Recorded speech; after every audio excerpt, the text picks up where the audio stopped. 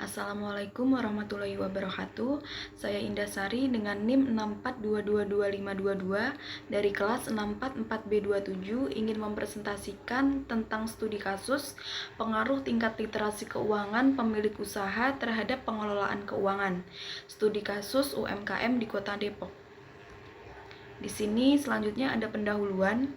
Dokumen tersebut menjelaskan kondisi literasi keuangan di Indonesia dibandingkan dengan negara-negara ASEAN lainnya. Menurut survei Bank Dunia, tingkat literasi keuangan Indonesia hanya 20%, jauh di bawah Filipina 27%, Malaysia 66%, Thailand 73%, dan Singapura 98%. Penulis kemudian menyoroti pentingnya literasi keuangan bagi usaha mikro, kecil, menengah UMKM yang menjadi tulang punggung perekonomian ASEAN dalam hal penyerapan tenaga kerja dan investasi asing. Namun, data dari Otoritas Jasa Keuangan atau OJK pada Agustus 2014 menunjukkan bahwa penyaluran kredit untuk UMKM sebesar 18% dari total kredit sebesar 635 triliun dari total kredit 3.500 triliun. Survei OJK tahun 2013 juga menemukan bahwa tingkat literasi keuangan pada kelompok UMKM hanya sebesar 15,68%. Penulis juga mengutip data Bank Indonesia tahun 2011 sampai 2012 yang menunjukkan bahwa dari 55 juta UMKM di Indonesia, hanya sekitar 8 juta yang telah menggunakan produk perbankan. Salah satu kendala perbankan dalam menyalurkan kredit ke UMKM adalah keterbatasan informasi tentang UMKM yang potensial dan kelayakan UMKM tersebut. Pendahuluan ini juga menyebutkan 4 kendala besar yang dihadapi UMKM. Yang pertama, keterbatasan modal kerja, sumber daya manusia, inovasi produk dan teknologi, serta pemasaran.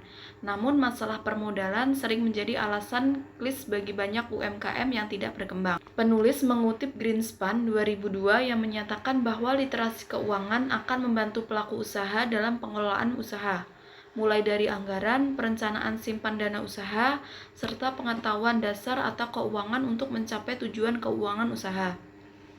Pendahuluan ini menetapkan 2 tujuan penelitian. Yang pertama, untuk mengetahui tingkat literasi pemilik UMKM dalam mengolah keuangan usaha. Yang kedua, mengetahui faktor literasi keuangan yang mempengaruhi pemilik usaha untuk mengelola keuangannya lebih baik. Akhirnya, penulis menyatakan harapan bahwa penelitian ini dapat membantu regulator, dalam hal ini OJK, dalam melakukan edukasi kepada masyarakat, terutama UMKM, sebagai salah satu pilar perekonomian di Indonesia. Yang kedua, ada pembahasan metode penelitian. Yang pertama, menggunakan data sekunder melalui kuesioner. Yang kedua, penelitian deskriptif untuk menyajikan gambaran lengkap hubungan fenomena yang diuji. Yang ketiga, unit analisis pemilik usaha dengan omset maksimal 300 juta di wilayah Depok. Yang keempat, sampel 12 pelaku usaha di Depok dipilih berdasarkan kemudahan, batasan waktu, dan biaya. Yang kelima, teknik pengumpulan data kuesioner yang mengacu pada Developing Indonesia Financial Literacy Index tahun 2013. Variabel penelitian, pengetahuan umum perbankan, identitas pembukaan rekening, jumlah dana minimum pembukaan dan saldo. Literasi keuangan, dasar 8 indikator yaitu jaminan rekening, bunga sederhana dan majemuk bunga, pinjaman, inflasi, diskon, nilai mata uang, ilusi uang. Yang ketiga, sikap keuangan, pencatatan, penerimaan, pengeluaran, dokumentasi, pembuatan dan penggunaan anggaran. Dan yang keempat, keterampilan keuangan, pengelolaan keuangan saat surplus dan defisit. Hasil penelitiannya, demografi 75% pria, 66% berpendidikan S1. Yang kedua, pengetahuan umum perbankan 100%, responden mengetahui dengan baik. Yang ketiga, literasi keuangan dasar rata-rata 34,85%, yaitu rendah.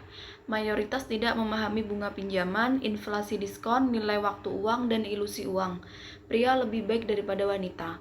Yang keempat, sikap keuangan 100%, melakukan pencatatan, penerimaan, dan pengeluaran. Tetapi tidak semua menyimpan dokumen. 100% tidak membuat anggaran untuk menggunakannya untuk evaluasi. Yang kelima, keterampilan keuangan. 84% menyimpan surplus di bank, 68% meminjam dari bank saat defisit, 50% mampu melunasi utang tepat waktu, 50% tidak memiliki pinjaman. Pembahasannya, hasil sesuai dengan penelitian OJK, literasi keuangan UMKM rendah.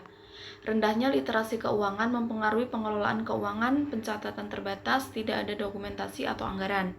Sejalan dengan penelitian Fatoki dan Odeyemi 2010A, kemampuan manajerial mempengaruhi perencanaan bisnis dan akses ke pendanaan. Sejalan dengan Lusardi, Tufan, dan Trucci 2011, literasi keuangan mempengaruhi kemampuan melunasi utang. Kesimpulan dan sarannya, pengetahuan umum perbankan baik, tapi literasi keuangan dasar rendah. Yang kedua, rendahnya literasi mempengaruhi pengelolaan keuangan. Yang ketiga, pemilik usaha menggunakan jasa perbankan untuk surplus dan defisit. Yang keempat, saran, pelatihan literasi keuangan, penelitian dengan sampel lebih besar dan memasukkan variabel asuransi dan investasi.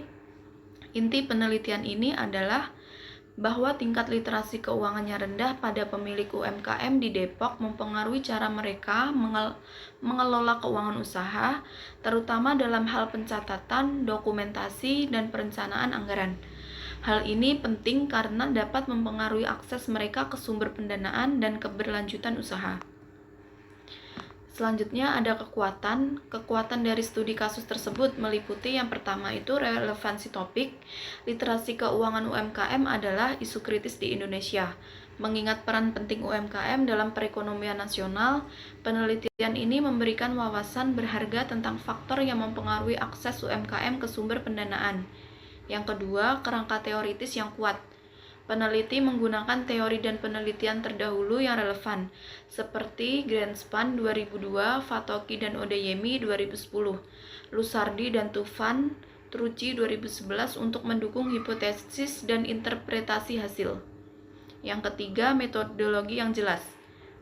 Meskipun sederhana, metodologi penelitian dijelaskan dengan baik, termasuk sumber data, pemilihan sampel, dan alat pengumpulan data kuesioner.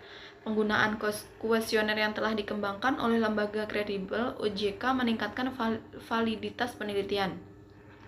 Yang keempat, variabel yang komprehensif. Penelitian ini tidak hanya mengukur literasi keuangan, tetapi juga pengetahuan perbankan, sikap keuangan, dan keterampilan keuangan. Ini memberikan gambaran tentang kompetensi keuangan pemilik UMKM. Yang kelima ada analisis gender. Peneliti membandingkan tingkat literasi keuangan berdasarkan gender, yang dapat memberikan wawasan untuk intervensi yang ditargetkan. Yang keenam, konsistensi dengan penelitian sebelumnya. Temuan penelitian sejalan dengan studi sebelumnya oleh lembaga terkemuka seperti OJK dan Bank Indonesia, serta peneliti internasional. Ini memperkuat validitas temuan. Yang ketujuh, implikasi praktis. Penelitian ini tidak hanya deskriptif, tetapi juga preskriptif. Saran untuk pelatihan literasi keuangan memberikan arah yang jelas untuk kebijakan dan intervensi. Yang kedelapan, keseimbangan kuantitatif dan kualitatif. Meskipun menggunakan data kuantitatif, peneliti juga menyertakan wawasan kualitatif seperti variasi dalam definisi pencatatan oleh responden. Ini memberikan kedalaman pada analisis. Yang kesembilan, keterbukaan akan keterbatasan. Peneliti secara jujur mengakui keterbatasan penelitian atau sampel kecil, cangkupan geografis terbatas, dan menyarankan perbaikan untuk penelitian masa depan. Ini menunjukkan integritas ilmiah. Yang ke-10, kontribusi pada literatur. Penelitian ini berkontribusi pada pemahaman tentang literasi keuangan UMKM di Indonesia, sebuah area yang masih kurang diteliti namun sangat penting. Secara keseluruhan, kekuatan utama studi kasus ini terletak pada relevansi topiknya, kejelasan metodologi, kedalaman analisis potensi, implikasinya bagi kebijakan dan praktik.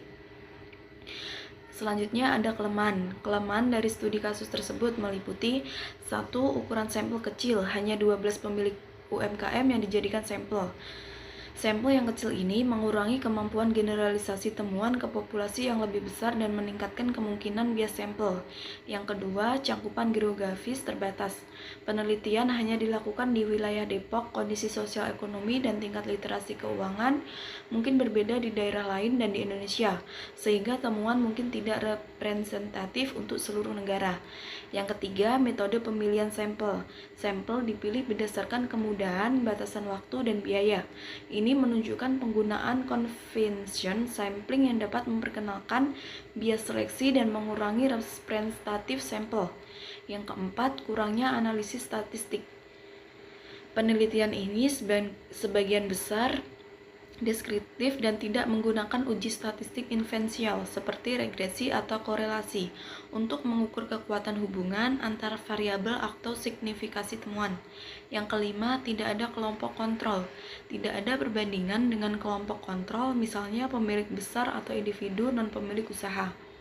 Hal ini membuat sulit untuk menentukan apakah temuan unik untuk UMKM mencerminkan tren yang lebih luas. Selanjutnya ada kesimpulan. Nah, kesimpulan utamanya adalah bahwa tingkat literasi keuangan yang rendah di kalangan pemilik UMKM di Depok ini mempengaruhi praktik pengelolaan keuangan mereka, terutama dalam aspek pencatatan yang lebih canggih dan perencanaan keuangan. Meskipun pemilik usaha menunjukkan penggunaan dasar layanan perbankan yang baik, mereka masih perlu mengembangkan keterampilan keuangannya lebih lanjut untuk mendukung pertumbuhan dan keberlanjutan usaha mereka. Temuan ini menyoroti pentingnya program edukasi keuangan yang ditargetkan untuk sektor UMKM di Indonesia. Terima kasih. Sekian presentasi dari saya. Bila ada kurang lebihnya, saya mohon maaf. Wassalamualaikum warahmatullahi wabarakatuh.